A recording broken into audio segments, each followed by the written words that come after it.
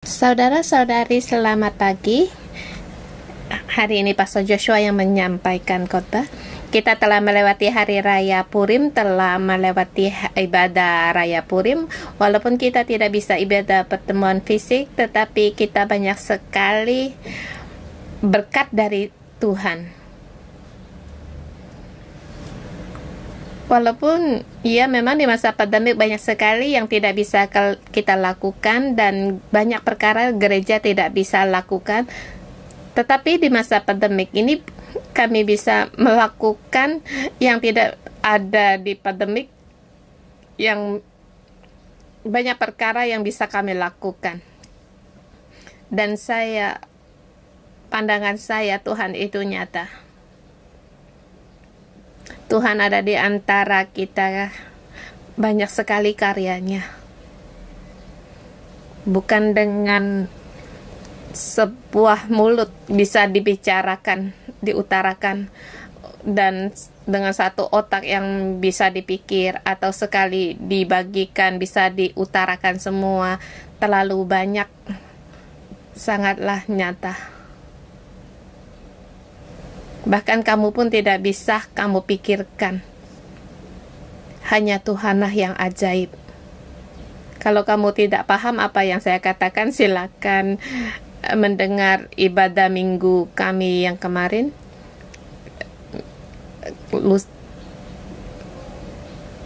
Ibadah yang lusa kemarin. Dan kita kembali membahas kitab 1 Petrus. Kita membaca 1 Petrus pasal yang kedua karena pasal pertama telah kita baca.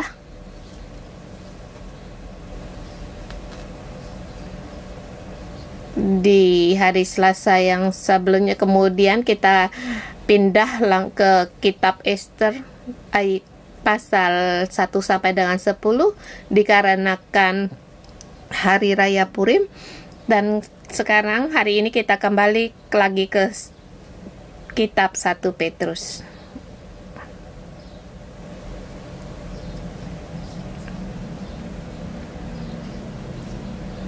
Di pasal kedua menerangkan umat Allah hidup penuh pengharapan.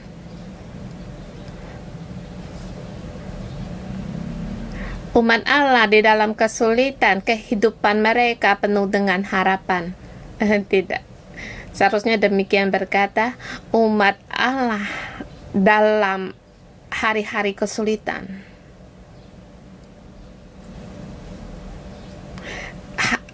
pengharapan ini dihidupkan. Karena di pasal pertama kita katakan hidup dalam ketaatan, hidup dengan ketaatan dalam hidup yang penuh pengharapan yang abadi. Hidup penuh pengharapan yang abadi. Kita hidup dalam pengharapan ini, dan dikatakan alasan ini, dan dikatakan kebenarannya apa. Dan pasal kedua mengatakan hidup ini bagaimana kita lalui memang sangat sulit. Kita dalam kesulitan, bagaimana menghidupkan pengharapan dalam hidup? Terlebih lagi mengatakan umat Allah. Kita sebagai anak Allah. Ini diutarakan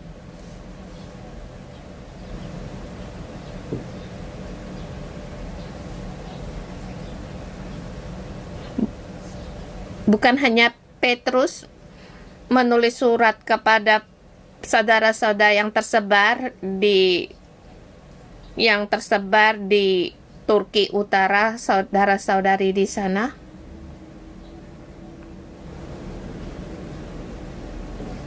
Banyak sekali pengikut Yahudi dan juga bangsa-bangsa lain.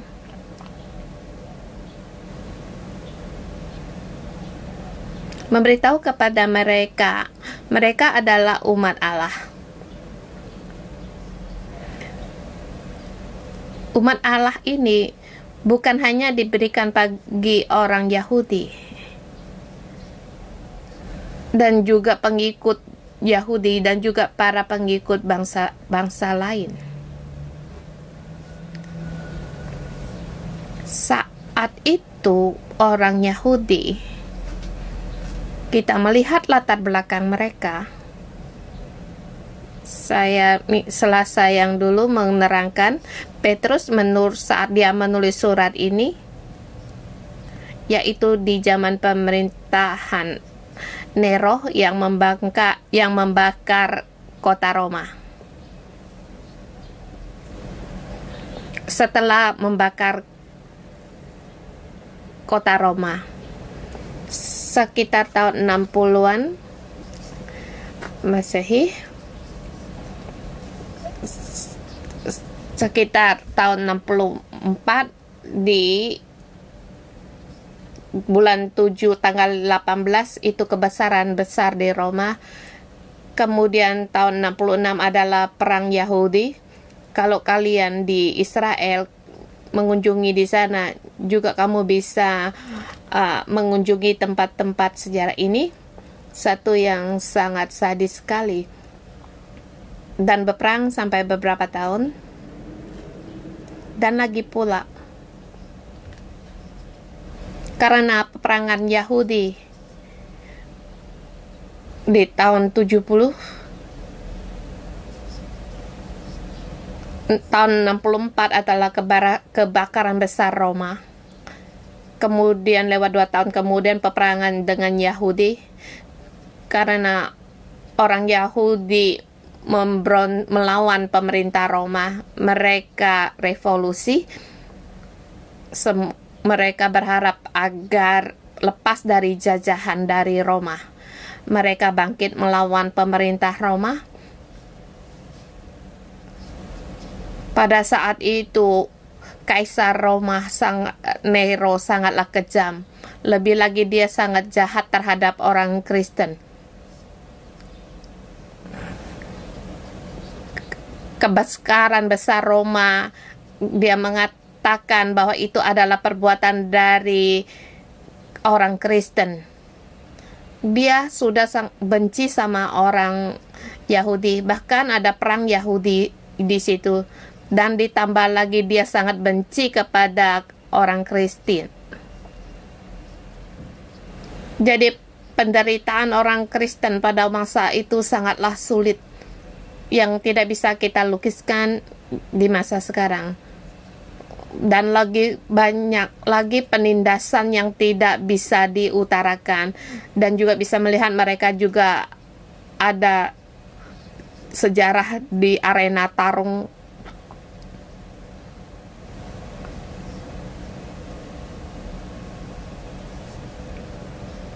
Pemerintah terhadap orang Yahudi tidaklah baik karena ada peperangan dengan orang Yahudi, dan terlebih lagi sangat tidak baik terhadap orang Kristiani. Dan setelah tahun 70, Yerusalem dihancurkan, bait suci pun dihancurkan, seluruh bait suci diruntuhkan, bait Yerusalem diruntuhkan. Karena orang Yahudi perang kalah.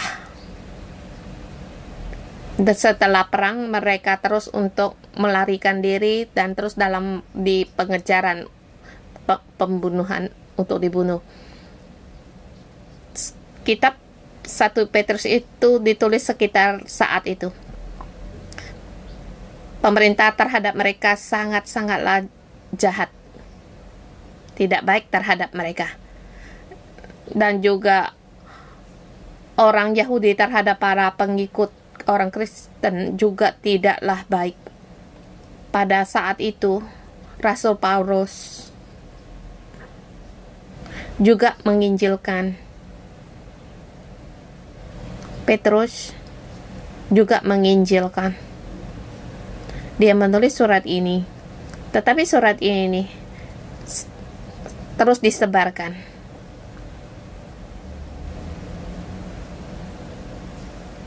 ada kemungkinan sesudah masalah itu.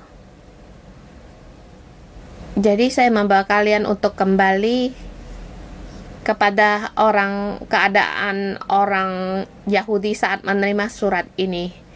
Dan juga Petrus menulis sesudah menulis surat ini, perasaan dari Petrus, sehingga kita lebih memahami 1 Petrus ayat 1 sampai 2 sampai pangkal 5 apa yang dimaksud, yang diutarakan mengapa di pasal pertama dikatakan hidup penuh dengan pengharapan. Apa yang diilhami dari Roh Kudus kebenarannya. Pada masa itu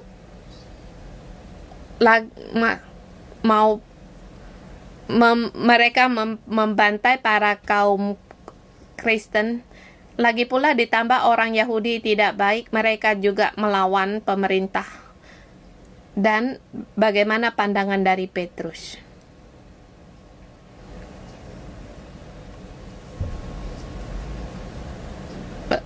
Orang Kristen, dia apakah juga ikut dalam perang Yahudi dan juga revolusi terhadap pemerintah Roma?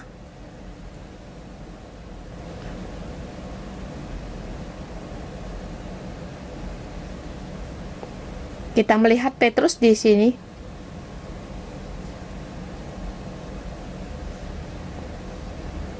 Pada saat Yesus pergi ke Taman Getsemani, pada perjalanan menuju Yerusalem saat menuju penderitaannya di Taman Getsemani, dia melihat apa yang Yesus lakukan. Dia juga di situ melihat ada orang yang mengambil parang langsung memerangi orang prajurit. Sesungguhnya yang dia inginkan yaitu memulihkan kerajaannya. Mungkin kalau Petrus masa itu akan ikut dalam peperangan Yahudi, tetapi sampai saat ini Yesus telah diangkat ke surga. Petrus melihat pengharapan yang abadi, pengharapan hidup yang abadi. Dia melihat kebenaran rema, kebenaran ini di mana, agar membawa setiap orang agar hidup dalam kebenaran ini, bukan mengikuti revolusi orang Yahudi terhadap Roma.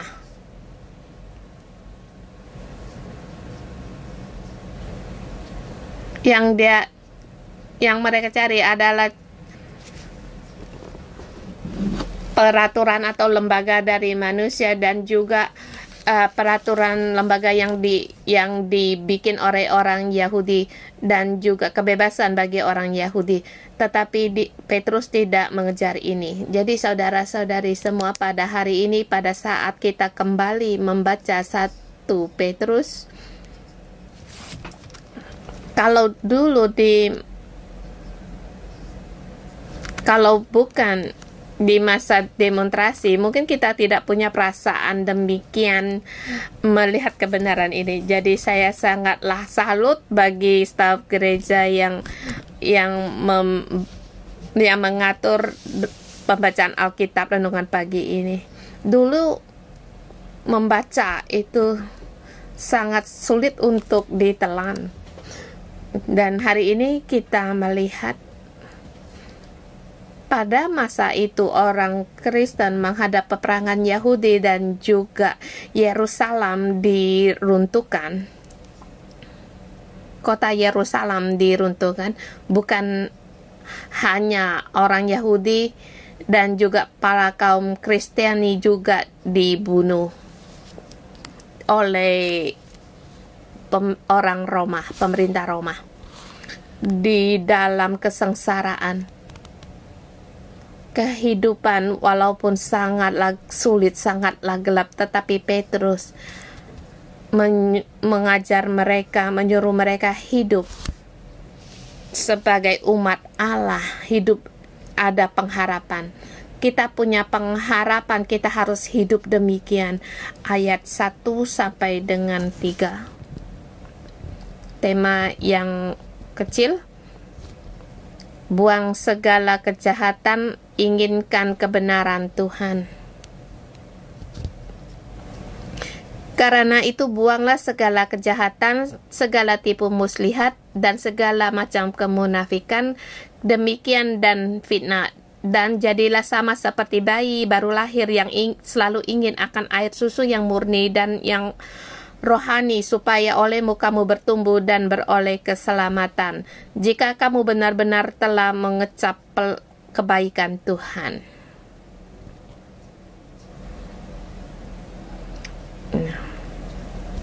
Agar kamu tumbuh dewasa.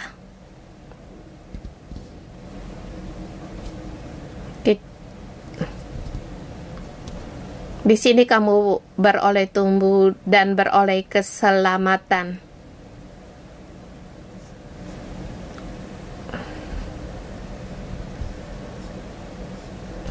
Di tes aliki, bertumbuh dewasa dan beroleh keselamatan, jika kamu benar-benar telah mengecap kebaikan Tuhan.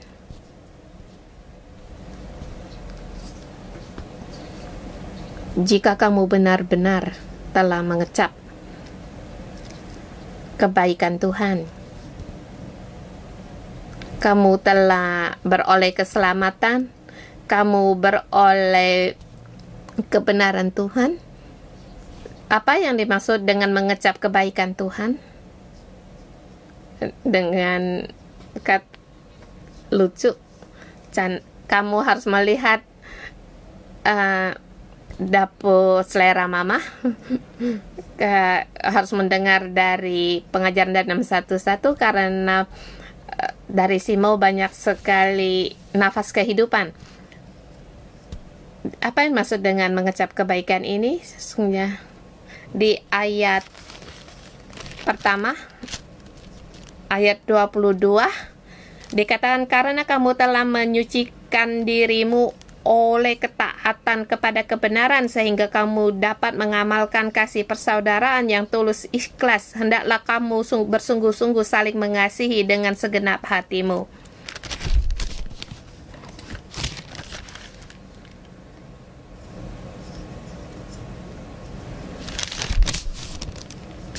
Yaitu mengecap kebaikan Tuhan, yaitu kamu telah menyucikan dirimu.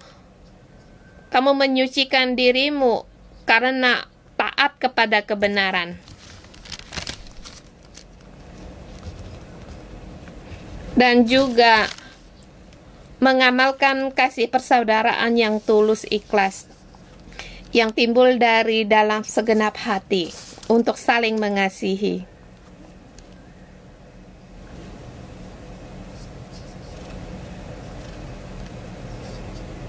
Kamu dapat mengamalkan kasih persaudaraan yang tulus ikhlas dan saling mengasihi dengan segenap hatimu ini karena kamu telah taat kepada kebenaran dan juga telah menyucikan hatimu. Ya, saat kamu percaya Tuhan, kamu telah menyucikan dirimu dan kamu mengamalkan kasih persaudaraan yang tulus ikhlas dan dengan saling mengasihi dengan sesamamu. Di sini adalah hidup dengan pengharapan di ayat 1:23, karena kamu dilahirkan kembali karena dari kebenaran ini. Karena di pasal 1 ayat 20, di kebenaran ini dikarenakan kebenaran. Ayat 23, ayat, karena kamu telah dilahir kembali bukan dari yang benih yang fana, itu adalah logos. Dikatakan, kalau kamu telah kembali bukan dari benih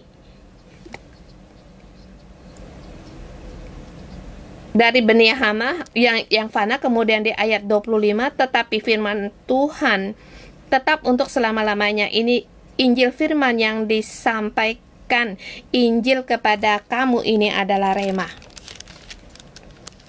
Kita diubah dan bahkan kita saling mengasihi. Hati kita seluruhnya disucikan karena logos firman yang hidup, yaitu firman Tuhan. Dan firman Tuhan ini dikatakan sebagai rema. Jadi itu ada rasul yang disampaikan kepada murid-murid inilah rema, yaitu Injil dari kebenaran yang diterangkan, yang dari kebenaran dan langsung diberitakan. Firman itu sangatlah besar, bahkan itu sangatlah besar, bahkan ini adalah kebenaran firman Tuhan. Dan firman yang keluar dari logos ini, ya, itu rema. Pada saat itu sangatlah penting, yang menyediakan bagimu keperluanmu dan kehidupanmu. Dan kita memahami ini di pasal 1 dan 2 ini, haruslah kamu dalam hatimu haruslah murni, haruslah suci. Kamu ada firman dan ada remah, dan kamu punya hidup yang dilahirkan kembali. Jadi kamu harus membuang segala kejahatan, segala tipu muslihat dan lain-lainnya. Di antara mereka ada yang berbuat jahat, ada kejahatan, ada tipu muslihat, ada kemunafikan, kedengkian, fitnah.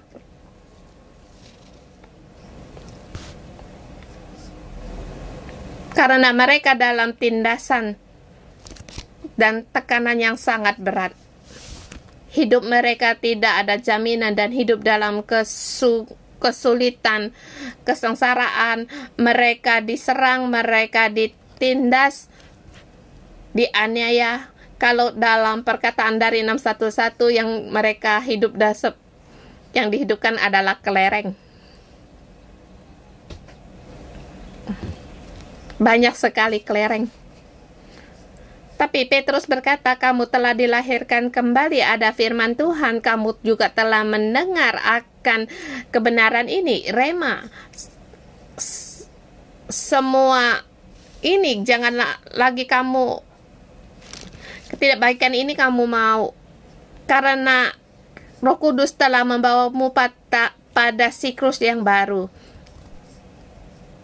Kamu haruslah seperti bayi yang baru lahir yang ingin akan air susu yang murni. Air susu yang murni. Bukanlah rohani, tetapi logos, yaitu firman. Susu yang murni, yaitu firman. Karena kamu telah lahir baru, jadi harus kamu kembali kepada firman itu dan merindukan, ingin akan firman itu, maka kamu akan bertumbuh dewasa seperti bayi yang baru lahir. Maka kamu akan bertumbuh karena firman itu akan membuatmu bertumbuh dewasa dan juga beroleh keselamatan.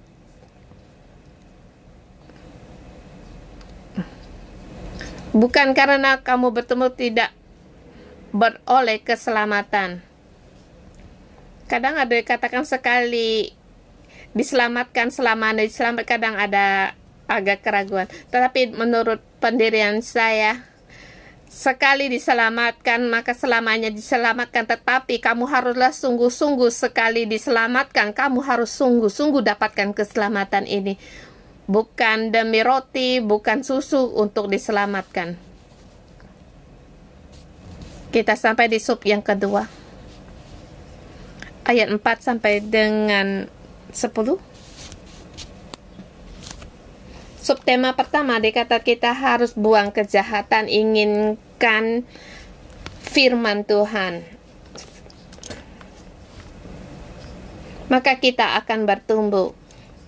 Di sub yang kedua, ayat 4 sampai dengan 10 dikatakan kita harus dengan mengandalkan firman Tuhan menjadi rumah rohani.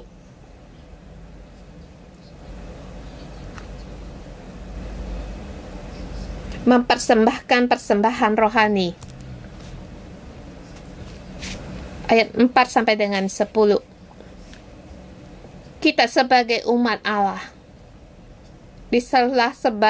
di bagian lain selain kita harus membuang segala kejahatan kita harus menginginkan akan firman Tuhan, dan juga kita harus melihat bagaimana keadaan kita di masa kesulitan ini, bagaimana kita hidup. Sesungguhnya bagaimana kita hidup. Petrus memberitahukan kepada kita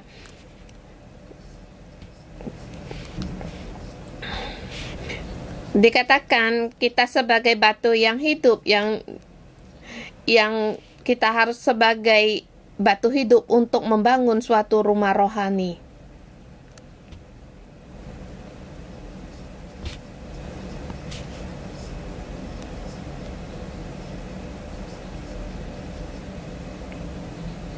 Jika kamu benar-benar telah mengecap kebenaran, dan biarlah kamu, seperti ayat kelima, biarlah kamu juga dipergunakan sebagai batu hidup untuk membuat suatu rumah rohani. Ayat keempat, dan datanglah padanya batu yang hidup yang dibuang oleh manusia, tetapi dipilih dan dihormati di hadirat Allah. Saudara semua, walaupun kita telah dibuang,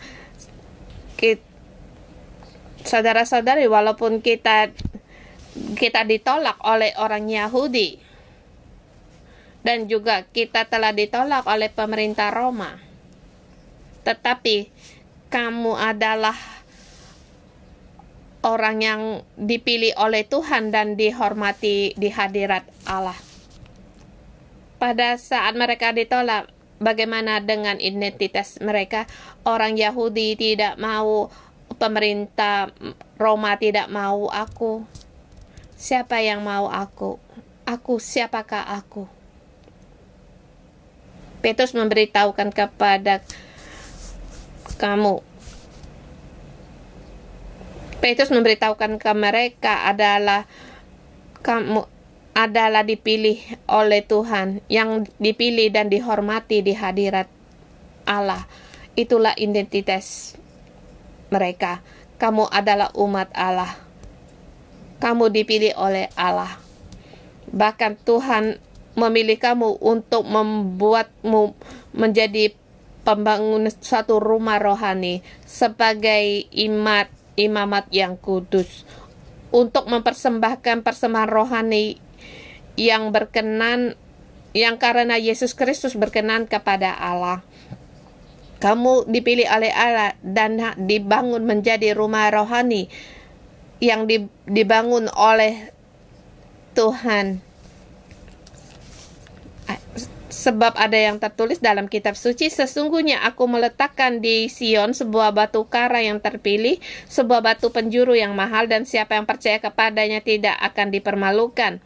Karena itu bagi kamu yang percaya ia mahal, tetapi bagi mereka yang tidak percaya, batu yang telah dibuang oleh tukang-tukang bangunan telah menjadi batu penjuru, juga telah menjadi batu sentuhan dan batu sandungan. Mereka tersandung padanya karena mereka tidak taat kepada firman Allah, dan untuk itu mereka juga telah disediakan. Ini menggunakan dari perjanjian lama. Kamu yang rindu akan Tuhan, kamu seperti bayi yang baru lahir yang ingin firman Tuhan. Kamu akan bertumbuh, kamu akan dipilih, Tuhan akan menyediakan susu yang murni itu, maka kamu akan menjadi batu hidup untuk pembangunan rumah rohani. Dalam penampilan memang dalam kesulitan seperti kita. Di luarnya kita melihat dalam kesulitan, tetapi kita tahu kita dipilih oleh Tuhan dan juga tahu ada Tuhan, maka kita dan juga kita tahu bahwa kita diselamatkan, kita punya firman Tuhan, maka kita akan bertumbuh. Dan di masa kesulitan ini kita melihat segala kesulitan ini, yaitu Tuhan membangun kita sebagai rumah rohani. Dan di masa kesulitan ini kita mempersembahkan persembahan rohani. Dan bagi kita di masa kesengsaraan dan juga tidak dalam kesengsaraan hidup ini, kita mempersembahkan persembahan korban. Kita melihat sebagai persembahan bagi Tuhan. Kita dipilih oleh Tuhan. Di dalam kebenaran, kita makan akan firman Tuhan, kita percaya akan firman Tuhan, dan firman ini sangatlah berharga bagi kita. Bagi orang yang tidak mendengar, orang yang tidak percaya, yang mengikuti firman Tuhan, maka mereka di atas firman Tuhan mereka jatuh. Bahkan firman Tuhan menjadi batu sandungan bagi mereka. Dan bagi mereka yang tidak percaya, yang tidak mendengar firman Tuhan, mereka akan tersandung. Dikatakan kita adalah kamu bangsa yang dipilih, imamat yang rajani, bangsa yang kudus, umat kepunyaan Allah sendiri. Di dalam segala kesulitan ini kita mempersembahkan korban rohani, dan dalam korban rohani kita tahu bahwa kita dipilih Tuhan, dan kita terus taat kepada firman Tuhan, berpegang pada firman Tuhan, dan berpegang pada pengharapan dari Tuhan. Di masa kesulitan ini kita deklarasikan kita dipanggil untuk memberitakan perbuatan-perbuatan yang besar dari Tuhan. Jadi bagaimana kita menang dari kesulitan ini?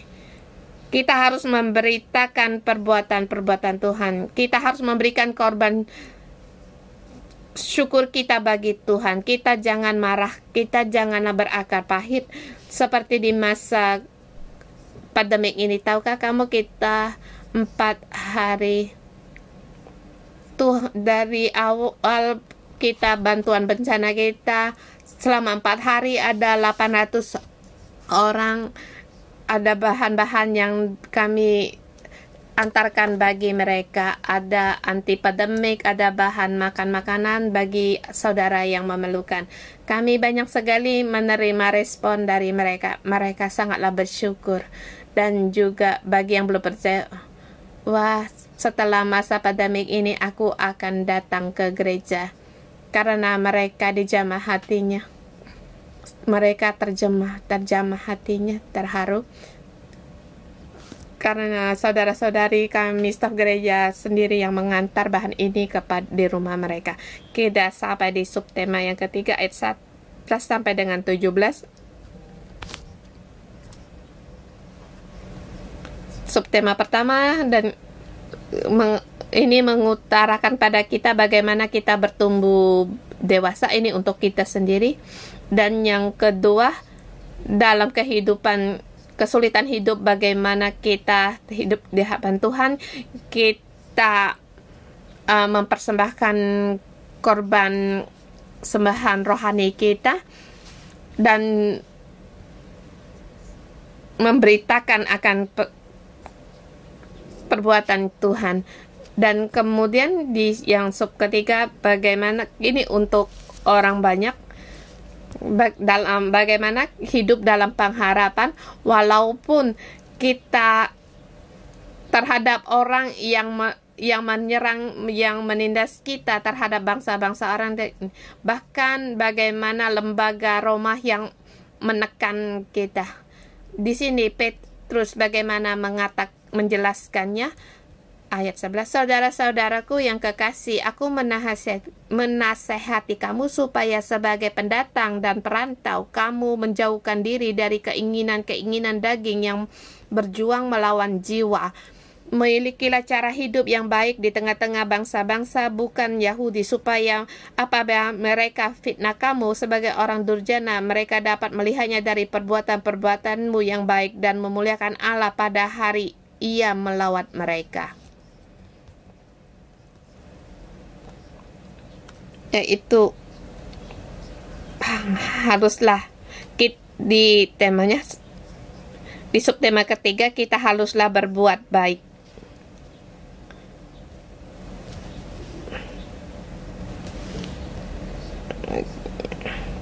Kita bagaimana kita terhadap orang bangsa asing, yaitu kita harus tetap berbuat baik,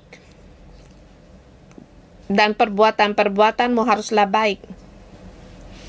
Dan juga di sini di subtema yang ketiga juga kita harus tunduk kepada lembaga manusia. Kita di pasal pertama, kita haruslah dengan ketaatan dalam hidup yang penuh pengharapan yang abadi. Di ayat 13 dikatakan di sini, tunduklah kepada Allah, kepada semua lembaga manusia, baik kepada raja sebagai pemegang kuasa yang tertinggi, maupun kepada wali-wali yang diutus untuk menghukum orang-orang yang berbuat jahat dan menghormati orang-orang yang berbuat baik. Sebab inilah kehendak Allah, yaitu supaya dengan berbuat baik kamu membungkam kepicikan orang-orang yang bodoh. Hiduplah sebagai orang merdeka dan bukan seperti mereka yang menyalahgunakan kemerdekaan itu untuk menyelubungi kejahatan-kejahatan mereka, tetapi hiduplah sebagai hamba Allah. Hormatilah semua orang, kasihi saudara-saudaramu, takutlah akan Allah, hormatilah raja. Saudara semua, pada masa itu, para jemaah, keadaan hidup mereka kita pun tahu.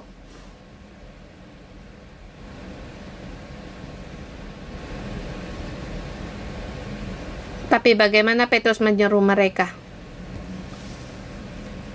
Demi Tuhan, tunduk pada lembaga manusia, bahkan tunduk kepada raja, bahkan kepada wali-wali yang mengutus menghukum orang yang berbuat jahat. Tunduk semua pada peraturan dari lembaga. Kehendak Allah supaya kamu dengan berbuat baik. Kita haruslah menyuruh mereka untuk tunduk kepada orang-orang yang ingin membunuh mereka. Dan lembaga ini sebenarnya tidak benar. Lembaga pemerintah itu tidak benar. Jadi orang Yahudi terhadap orang Kristen jugalah tidaklah baik. Mengorbankan nyawa. Tetapi Petrus berkata, kalian haruslah tunduk demi untuk Tuhan. Dengan terhadap Tuhan mempersembahkan rumah rohani.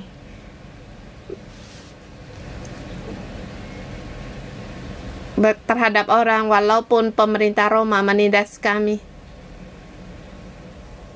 Atau Petrus menulis surat ini, dia tulis di Roma, tetapi dia tidak berani memberitahukan, maka dia mengatakan dia di Babel. Jadi dia menggunakan perumpamaan.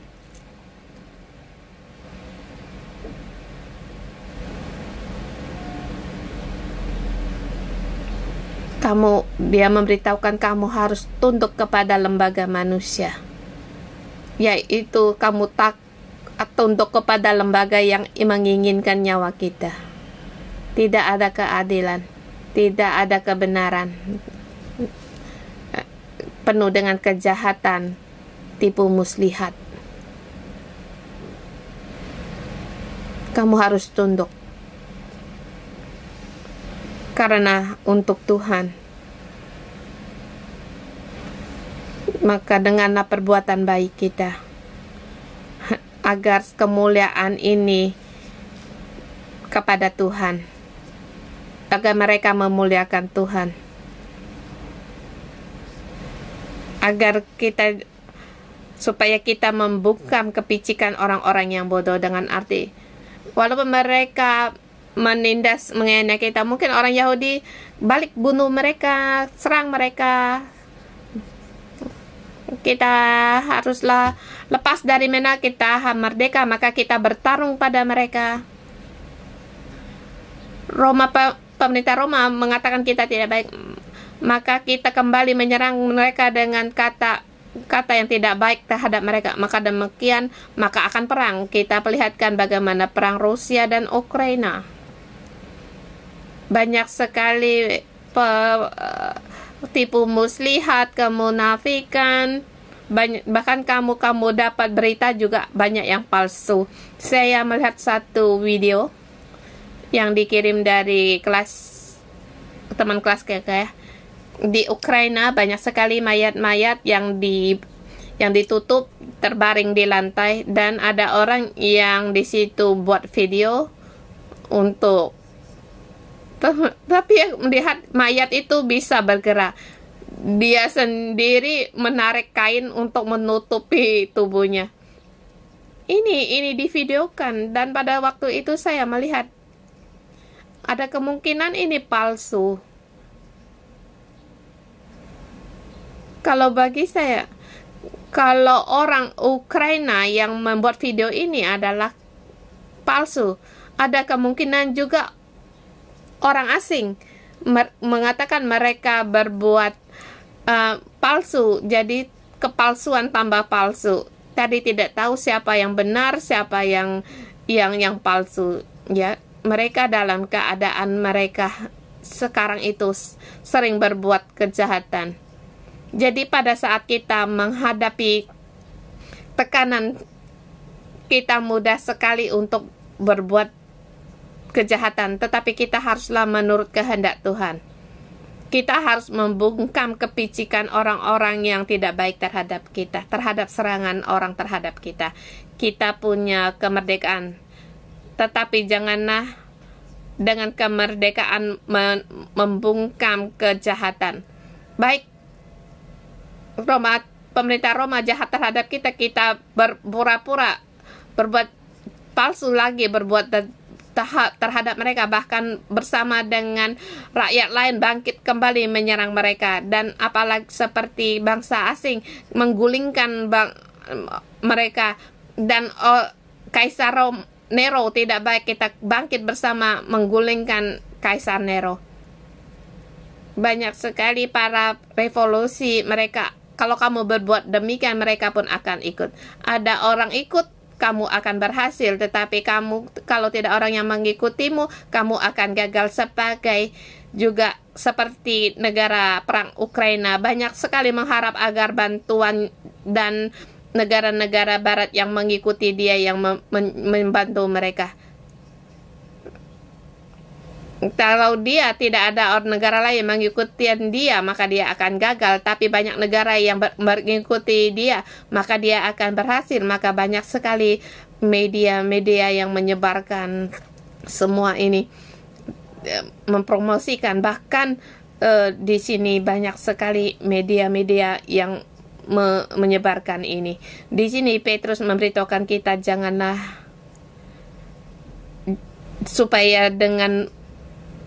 supaya kita dengan berbuat baik membungkam kepicikan membungkam orang-orang yang bodoh, orang-orang jahat.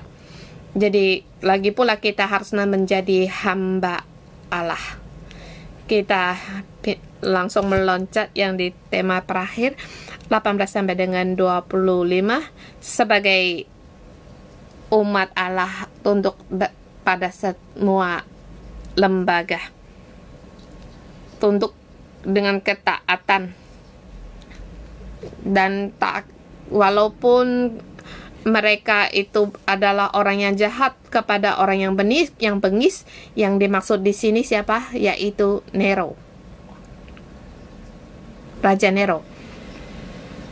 Ayat 21 sampai dengan terakhir, kita cuma sekilas saja. Kita dipanggil mengikuti Tuhan,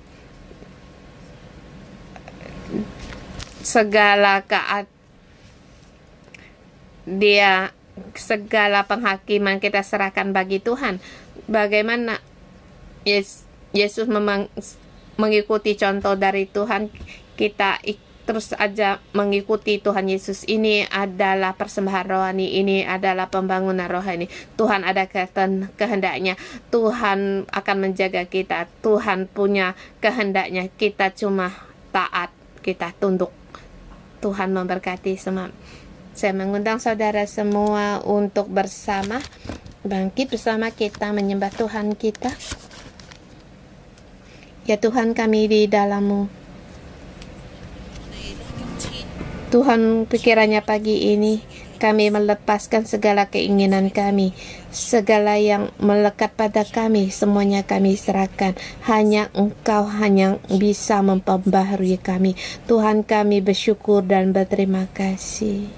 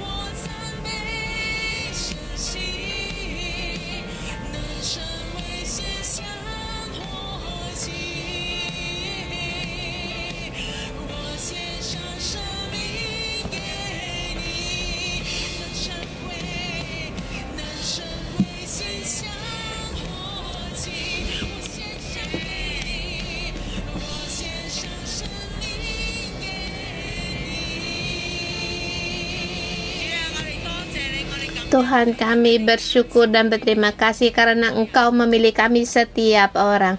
Engkau memilih saudara-saudari kami yang diundang sebagai rumah rohani-Mu. Tuhan, kami bersyukur padamu Tuhan, sehingga kami bisa mengecap kebaikan-Mu. Kebaikan-Mu sungguhlah ajaib. Kasih karunia-Mu sungguhlah besar. Tuhan, kebaikan-Mu sungguhlah luar biasa. Saudara semua, kita bersama mengucapkan puji syukur karena kita kepada Tuhan, karena kita semua dipilih sehingga kita bisa masuk dalam rumahnya Allah kita. Kita bersama mengucapkan syukur kita bagi Tuhan. Kita katakan, Tuhan, kami terima kasih atas pilihan-Mu. Terima kasih Tuhan, Engkau memilih aku dalam rumah-Mu. Terima kasih Tuhan, aku ada bagian dalam-Mu. Terima kasih Tuhan, kami dalam terang lepas dari kekelaman ini. Tuhan, terima kasih atas pilihan-Mu.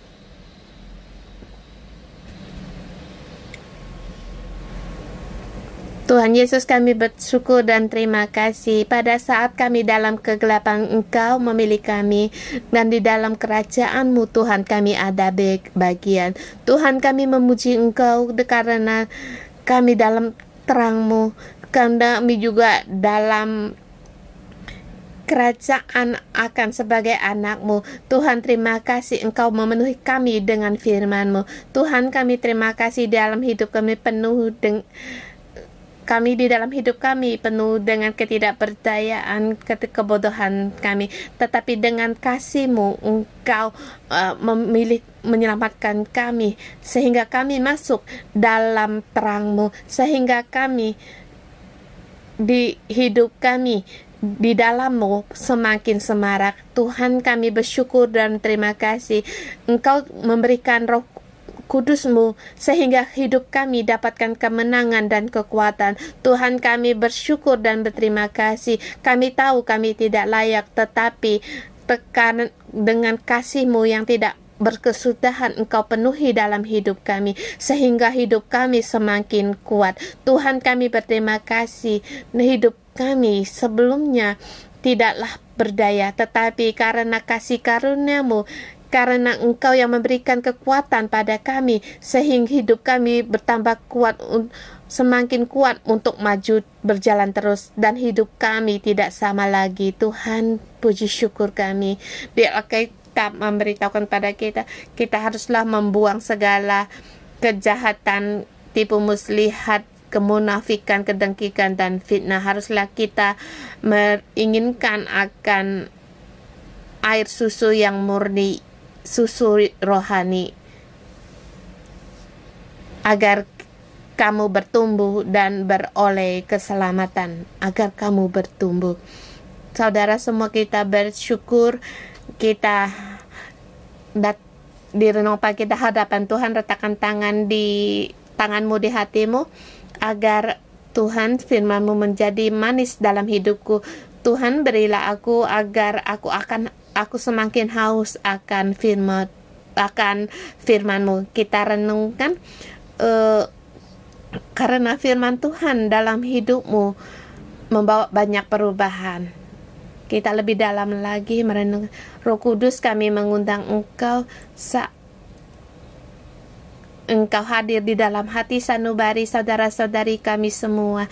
Pada hari yang pertama kami percaya Tuhan, kami tahu bahwa Alkitab sangatlah penting, firman-Mu sangatlah penting bagi kami.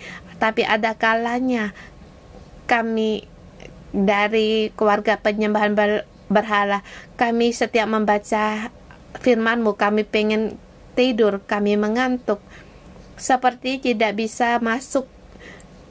Hari ini Tuhan, kami datang di hadapan-Mu. Roh Kudus, tolong Engkau membantu kami. Kami beritahukan Tuhan, kami inginkan, kami rindu saudara-saudara baik dimanapun kamu berada, beritahu kepada Tuhan, Tuhan, aku rindu akan firman-Mu. Tanpa firman-Mu, maka hatiku akan penuh dengan kepahitan dan kejahatan. Karena kami sudah terbiasa hidup dari latar belakang kami tidak bisa menghadapi segala kesulitan, tidak menghadapi keadaan. Dalam menghadapi kesulitan kami tidak bisa melawan, kami tidak bisa menghadapi semuanya. Kami berakar pahit, kami marah Tuhan, tetapi karena ada firman-Mu kami berbeda. Mohon Engkau firman-Mu berikan kepada kami. Roh Kudus, tuntunlah kami agar kami rindu akan firman Tuhan. Roh Kudus, hanya Engkau yang bisa membantu kami, karena Engkau adalah roh kebenaran. Roh Kudus, Engkau adalah roh kebenaran. Kalau tanpa roh kebenaran-Mu, kami tidak bisa memahami. Kami walaupun membaca, kami tidak bisa memahami. Roh Kudus,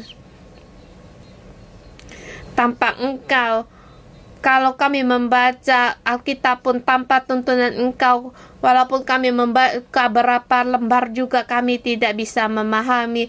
Hanya Engkaulah Roh Kudus yang bisa menuntun kami, yang mengajar kami. Saudara semua, bukalah mulutmu, beritahu pada Tuhan, aku mengasihi, aku merindukan firman-Mu, aku menginginkan lebih banyak lagi, aku ingin memahami firman-Mu. Kita mohon bersama pada Tuhan. Tuhan,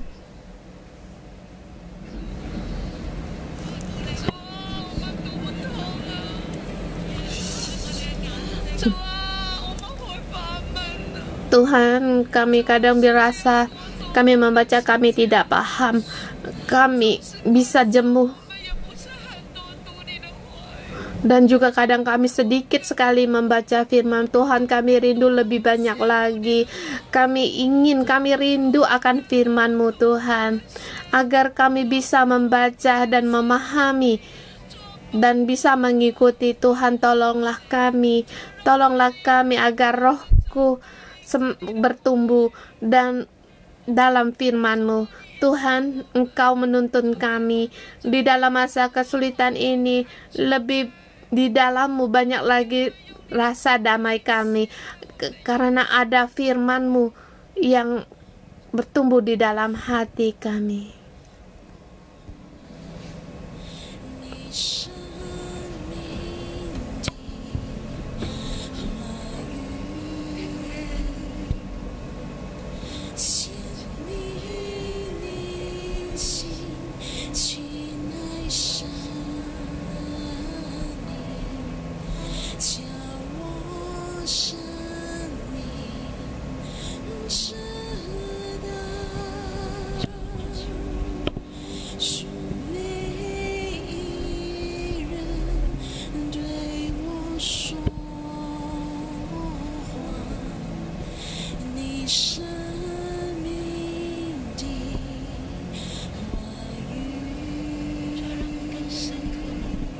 Tuhan, beri kami lebih merindukan akan firman-Mu.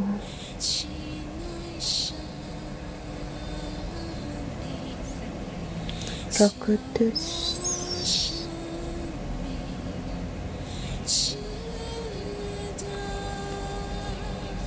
ajarilah kami kebenaran.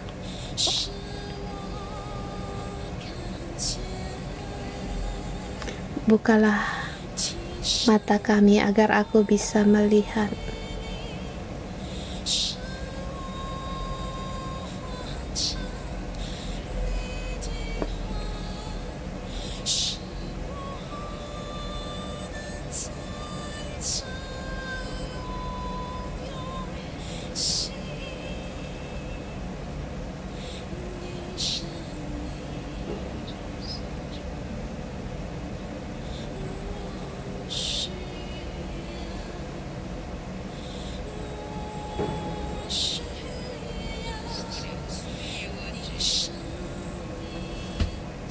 Tuhan, aku perlu akan firman kehidupan-Mu.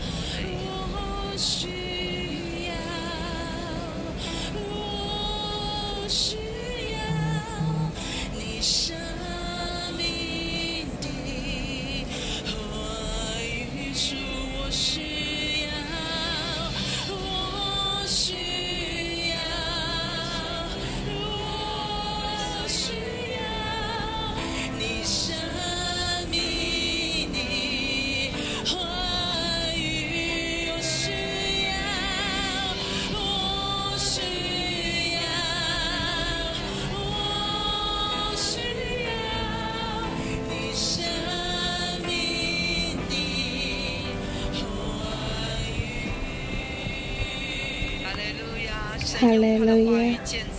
Tuhan dengan firman-Nya membangun kita sebagai rumah rohani, sebagai imamat kudus. Hari ini kita datang di hadapan Tuhan mempersembahkan persembahan rohani kita. Saudara semua, kalau kamu leluasa, kita sujud di hadapan Tuhan, kita mempersembahkan persembahan syukur kita, persembahan rohani kita bagi Tuhan. Tuhan, pada saat kami sujud di hadapan-Mu, Tuhan, saudara kami semua di rumah atau di mana berada menghadapi keadaan tidak sama. Tuhan, kami dalam keadaan pandemik di Hong Kong ini menghadapi banyak sekali kesusahan, tetapi kami tahu juga ada sebagian orang mereka dalam melawan penyakit mereka. Ada juga di antara mereka di saat ini juga di karantina. Mereka saat ini mendengar renungan pagi di rumah. Saudara kami mendengar mereka tidak sujud karena tidak leluasa, tetapi hati mereka, Tuhan berkata, Tuhan, hati kami persembahkan bagi-Mu, mulut kami persembahkan bagi-Mu, agar mulutku tidak mengucapkan kata-kata yang jahat. Mataku ku persembahkan pada Tuhan, aku mau fokus kepada Tuhan. Engkau Allah yang hidup. Di masa yang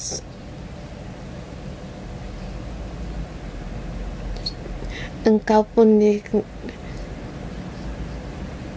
pun pada saat Engkau disalibkan, Engkau pun tidak mengeluarkan kata-kata. Sama Tuhan, kami berpandang kepada Engkau. Kami persembahkan hidup kami bagi-Mu. Tuhan, kami punya kebebasan untuk marah, untuk ketawa. Kami juga punya kebebasan untuk menghitung kesalahan orang lain. Tapi semuanya ini Tuhan, aku persembahkan bagi-Mu, agar aku sepatah kata pun tidak bersuara. Karena Tuhan, Engkaulah yang layak. Karena Engkaulah yang layak. Tuhan, kami adalah sekelompok orang yang di Hong Kong ini. Di setiap hari sampai 10.000-an orang yang terkena konflik, tetapi Tuhan, dalam hati kami tetap mengucapkan puji syukur kami terus untuk berdoa, dan di dalam hati kami terus bersuka cita. Tuhan, ini adalah persembahan kami bagi-Mu. Tuhan, gereja-Mu mengambil keputusan untuk mengasihi, terus memberi, karena Engkau pun telah berbuat demikian. Karena Engkau telah berbuat demikian, Tuhan, kami segala kesempatan ini, Tuhan, kami mau mengikuti Engkau. Kesempatanku, aku mau mengikuti Engkau, ya Tuhan. Ini adalah persembahan kami bagi-Mu. Tuhan, kami mengasihi Engkau. Tuhan, aku mengasihi Engkau, Yesus. Saudara semua, apa yang ingin Engkau persembahkan bagi Tuhan, kamu katakan, aku persembahkan bagi-Mu. Aku persembahkan bagi-Mu. Aku lepaskan segala kata-kataku, segala pikiranku, aku disit hanya untuk-Mu, beritahukan pada Tuhan. Tuhan Yesus, kami mengucapkan puji syukur kami di Hong Kong yang masa sulit ini. Kami hanya fokus pada Engkau. Kasih-Mu, saksi setia-Mu tetap selamanya.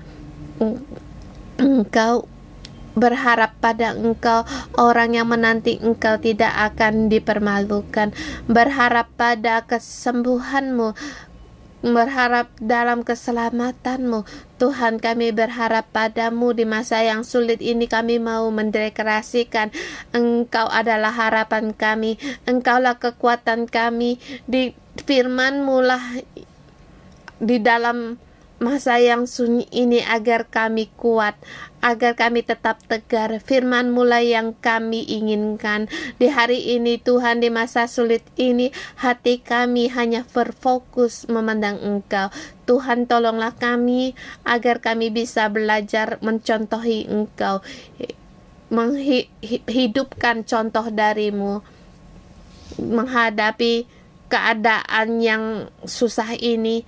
Engkau tidak marah, Engkau tidak menggerutu. Seluruhnya Engkau berikan kepada Allah Bapa. Di masa yang Tuhan, di masa sulit ini, mohon Engkau mengangkat segala akar pahit kami, angkat semua ketidakpuasan dan kami menggerutu. Tuhan, buang semua ini. Tuhan, angkat semua ini dari hati kami.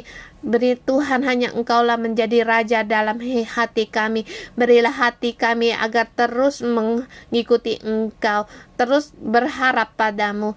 Tuhan, kami mengucapkan puji syukur kami sebagai korban persembahan rohani kami.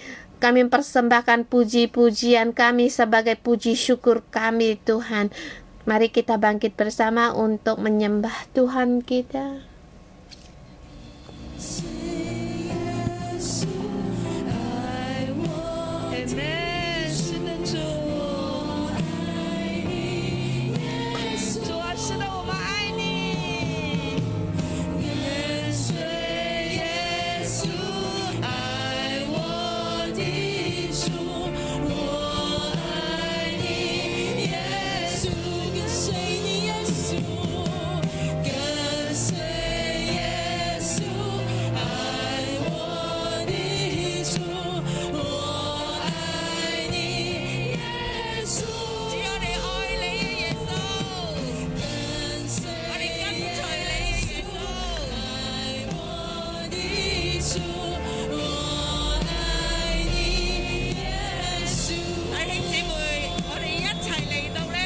Saudara-saudari, kita bersama berdoa untuk pemerintah Hong Kong. Kita berdoa untuk pemerintah Hong Kong karena kita perlu untuk mendoakan pemerintah kita. Dan perlu akan doa kita, perlu akan dukungan dari kita dengan firman. Mohon pada firman Tuhan, mohon Tuhan untuk membuka jalan bagi Hong Kong, dan juga memberi kepada pemerintah Hong Kong, segala pejabat pemerintah, presiden Hong Kong, dapatkan hikmat darimu. Berikan hikmat yang datang darimu kepada mereka. Mereka perlu akan keberanian yang datang darimu, yang juga mereka perlu akan kasih yang datang darimu. Beri mereka akan hikmatmu, tahu bagaimana mereka terus berjalan. Bantulah mereka setiap keputusan datang dari surgawi, Tuhan, agar mereka bisa merangkul orang-orang di sekitar mereka. Dan di saat sekarang, apa yang harus mereka katakan, keputusan apa yang harus mereka panggil, dan agar pemerintah Hong Kong bisa ada kedamaian, bisa ketenangan bagi pemerintah Hong Kong, kepada masyarakat Hong Kong, rumah sakit pemerintah Hong Kong. Tuhan, Engkau berikan hikmat kepada mereka, agar mereka pun bisa berseru fokus pada Engkau. Pada saat mereka tahu tidak ada jalan keluar, mereka datang di hadapan-Mu dan memohon, Tuhan, tolonglah kami. Mohon Engkau membuka jalan, Engkau dengar seruan dari mereka.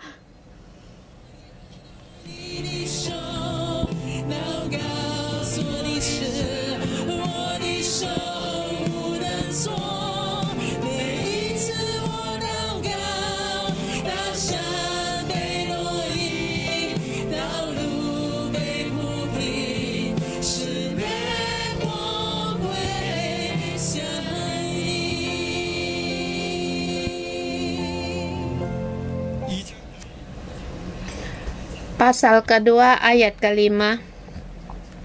Dan biarlah kamu juga dipergunakan sebagai batu hidup untuk pembangunan suatu rumah rohani bagi suatu imamat kudus untuk mempersembahkan persembahan rohani yang karena Yesus Kristus berkenan kepada Allah. Petrus, menurut surat ini, kalau dia setelah tahun 70, ada kemungkinan setelah tahun 70. Bait suci telah diruntuhkan. Bait suci yang kedua pun telah diruntuhkan karena telah diruntuhkan oleh pemerintah Roma.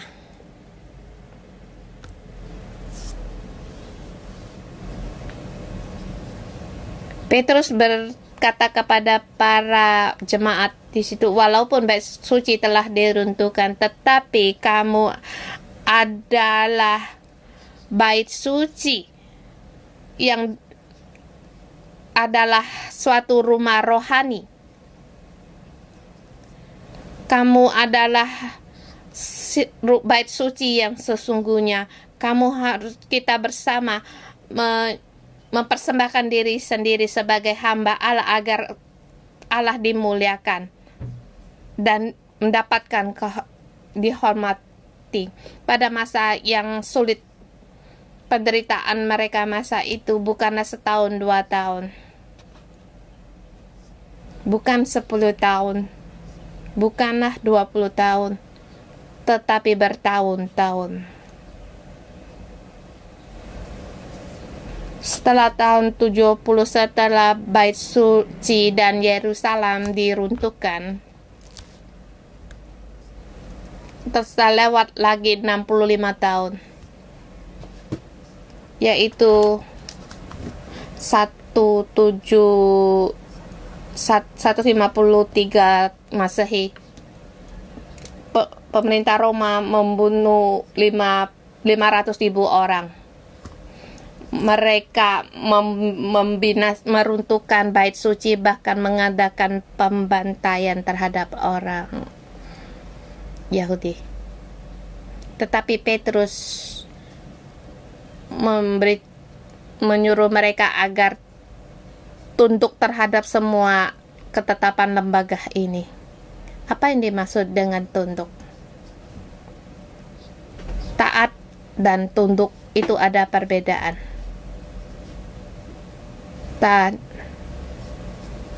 Pemerintah Roma tidak memberi orang Kristen percaya Yesus, tetapi orang Kristen terus percaya. Jangan arti kalau pemerintah Roma tidak memberikan aku untuk percaya, aku tidak percaya, itu namanya tunduk. Tetapi kalau perintah atau ketetapan berlawanan kebenaran, baik, aku tunduk, tapi aku tetap percaya Tuhan Yesus. Tetapi kalau aku ditangkap, kalau mau dibunuh, ya dibunuh. Itu adalah tunduk. Petrus menyuruh para orang Kristen berbuat demikian pada masa itu. Saudara semua, kita bersyukur pada Tuhan, masa ini telah berlalu. Sekarang masa ini bukanlah seperti masa lalu. Hari ini kita konflik 2 tahun.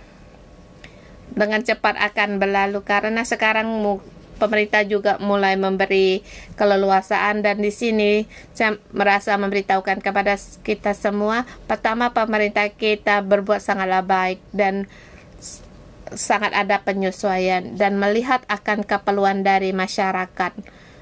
Dia sangat mengasihi masyarakat. Maka kita harus berdoa untuk pemerintah yang pertama, dan kedua, satu kabar yang baik. Saya percaya konflik ini cepat berlalu. Ada harapan. Jadi kita terus berjalan dalam pengharapan ini. Petrus terhadap para jemaat masa itu, mereka dalam kesulitan masih hidup dalam pengharapan. Demikian juga kita saat ini Lebih-lebih lagi kita harus hidup dalam pengharapan. Karena virus akan cepat lama, lebih lagi kita harus penuh harapan. Jadi kita hidup dalam kesulitan, dalam keperluan ini juga kita hidup dalam pengharapan. Hidupkan kehidupan yang penuh pengharapan kita. Angkat tangan kita bangkit bersama. Roh Kudus, Engkau urapilah kami setiap orang, agar hidup kami dengan firman-Mu terkait, merindukan, menginginkan, dan kami menyerap agar kami bertumbuh, agar kami menjadi rumah rohani, mempersembahkan sebagai imamat yang kudus, mempersembahkan korban persembahan rohani kami terhadap orang yang menyerang kami, yang kami tidak ada sepatu kata pun, agar segala kemuliaan kami kembalikan kepada Engkau. Tuhan, berilah kami, hidup kami bertumbuh dewasa, agama kami hidup dengan dewasa, hidup kami sebagai iman. Tuhan, kami segala hidup kami serahkan bagi Engkau. Engkau adalah Allah yang menghakimi, Engkau Allah yang memberkati. Hari ini pandemik ini cepat berlalu. Tuhan, Engkau berkatilah kami agar kami terus untuk berjaga-jaga dan dengan iman, dan juga hidup dengan penuh pengharapan untuk saling mengasihi, tidak mengata-ngata, tidak menggerutu. Dan juga kami sering-sering mengangkat tangan berdoa bagi penguasa-penguasa kami. Jaga saudara-saudari kami dengan damai sejahtera-Mu dalam nama Tuhan Yesus Kristus. Amin. Tuhan memberkati. Kita sampai di sini.